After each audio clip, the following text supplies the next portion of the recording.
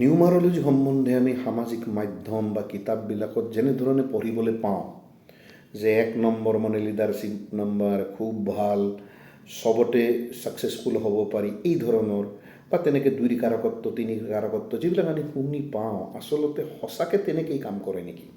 আৰু যদিহে তেনেকৈ কাম কৰে, তেতিয়াহ'লে এই বছৰৰ আৰম্ভণিতে আমি যিমান প্ৰেডিকশ্যন শুনিছিলোঁ এই 2026 সম্বন্ধে, কাৰণ আপুনি আমি প্ৰেক্টিকেলি দেখা পাইছোঁ সেই প্ৰেডিকশ্যনৰ সম্পূৰ্ণ কিছুমান ওলোটা প্ৰতিচ্ছবি আজিৰ সমাজত বা এই বিশ্ব ব্ৰহ্মাণ্ডখনত ঘটি আছে।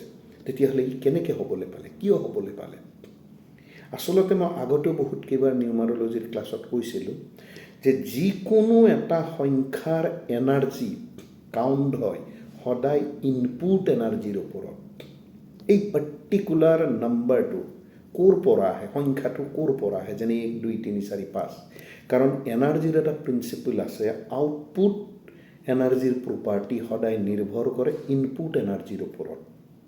এইকাৰণে হয়তো প্ৰত্যেকটো 1, প্ৰত্যেকটো 2 বা প্ৰত্যেকটো 3 সমানে একেধৰণৰ কাৰকত্ব আমাক নেদেখায়। যেনে ধৰি ল'লোঁ নম্বৰ 8। এতিয়া ঘটনা হ'ল এই 8 নম্বৰটো আমি যদি এনেই চাওঁ, যিকোনো নম্বৰৰ পৰা আহিব পাৰে, অকল 8ৰ পৰাও আহিব পাৰে, 17ৰ পৰাও আহিব পাৰে, 26ৰ পৰাও আহিব পাৰে জন্ম তাৰিখ, বা অন্য কিবা ক্ষেত্ৰত বহুত বেলেগ নাম্বাৰ এটাৰ পৰাই উৎপন্ন হ'ব পাৰে। তো এই এনাৰ্জি কেনেকৈ কেলকুলেট কৰা হয়, ইনপুটৰ পৰা আউটপুট এনাৰ্জিৰ কেলকুলেশ্যন আমি কেনেকৈ কৰোঁ? এতিয়া তেনেকৈ আমি সাধাৰণতে শুনিবলৈ পাওঁ 8 নম্বৰ মানে বহুত বেয়া নম্বৰ, 8 নম্বৰৰ মানুহে জীৱনত শান্তি নাপায় বা সেই ধৰণৰ মানুহৰ বহুত বেয়া হয়, এনেকুৱা ধৰণৰ কথা সাধাৰণতে শুনিবলৈ পোৱা যায়। কিন্তু প্ৰকৃততে 8 নম্বৰৰ যদি আপুনি জেনেৰেল এনাৰ্জেটিক ৰিলেশ্যন চাই, মই আকৌ কৈছোঁ সম্পূৰ্ণ ষ্টাডি হ'ব ইনপুটৰ ওপৰত। কিন্তু যদি আমি সাধাৰণতে এই নাম্বাৰটো সম্বন্ধে জানিবলৈ যাওঁ, ধৰক এই 8 নম্বৰৰ মানুহ জেনেৰেলি পৰিশ্ৰমী হ'ব, দায়িত্বশীল হ'ব, শৃংখলাবদ্ধভাৱে কাম কৰা মানুহ হ'ব বা বাস্তৱমুখী মানুহ হ'ব। এওঁলোকে সদায় কিছুমান সাধাৰণ ভুলৰ বাবে জীৱনত অপ্ৰয়োজনীয় বাধাৰ সন্মুখীন হোৱাৰ চান্স থাকে। গতিকে সকলো কাম কৰাৰ আগত এওঁলোকে কিছুমান এক্টিভেশ্যন কৰি লোৱা দৰকাৰ, যিটো আমি ৰিমেডি হিচাপে ব্যৱহাৰ কৰোঁ।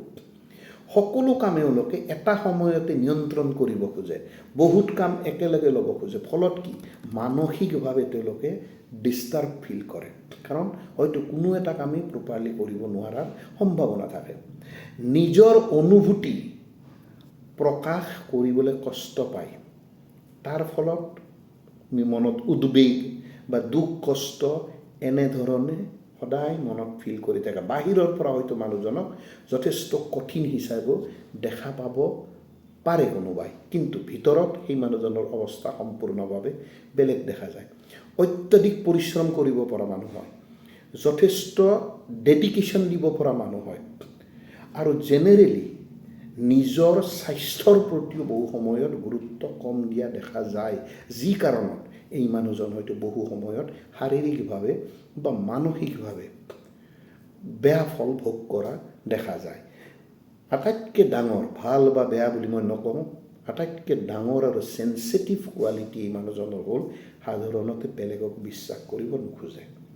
আৰু ফলত কি, নিজৰ আত্মকেন্দ্ৰিক অৱস্থাৰ নিচিনা হৈ পৰে, যেনে যিকোনো এটা কাম বেলেগে সেইটো কাম ভালকৈ কৰিব পাৰিবনে নাই এই সন্দেহত তেওঁ সদায় নিজে তাক কৰিবলৈ চেষ্টা কৰে। ফলত ৰিজাল্ট কি হ'ব চবেই জানিব পাৰে। এইটোৱে কোনো ক'ৰবাত হয়তো ভাল ৰিজাল্টটো দিব, কিন্তু বেছিভাগত বেয়া ৰিজাল্টেই দিয়া দেখা যায়। ধৈৰ্য হেৰুৱাই সাধাৰণতে, আৰু বহুত সময় দীৰ্ঘভাৱে কাম এটা কৰি যদি তাৰ ফল নাপায় হতাশ হৈ যায়। গতিকে এইবিলাক যিবিলাক কাৰকত্ব, এইবিলাক হ'ল এটা 8 নম্বৰৰ জেনেৰেল কাৰকত্ব। কিন্তু এই কাৰকত্ববিলাক কি বেয়া নেকি? এই কাৰকত্ববিলাকৰ পৰা মুক্তি পোৱাটো অসুবিধা নেকি? এই সকলোবিলাক খুব পুংখানুপুংখভাৱে চাবলৈ আৰু জানিবলৈ এই লিংকটোত ক্লিক কৰি আপোনালোকে ক্লাছটো এটেণ্ড কৰক। মই সুভাষ ভট্টাচাৰ্য, মই বাই প্ৰফেশ্যন মই এজন ইঞ্জিনিয়াৰিং গ্ৰেজুৱেট, আৰু নিউমাৰলজি, এষ্ট্ৰলজি বস্তু এইবিলাকৰ সম্পূৰ্ণ বৈজ্ঞানিক এনাৰ্জেটিকেল পদ্ধতিত কনচালটেশ্যন আৰু লগত মই শিকাওঁ। আৰু ইয়াত এটা কথা গেৰেণ্টি সহকাৰে ক'ব পাৰে যে আপুনি যে ইয়াত কোনো ধৰণৰ আনুমানিক দেৱতা কিবা তেনেধৰণৰ বস্তুৰ কোনো এনাৰ্জেটিকেল ৰিলেশ্যন নাই।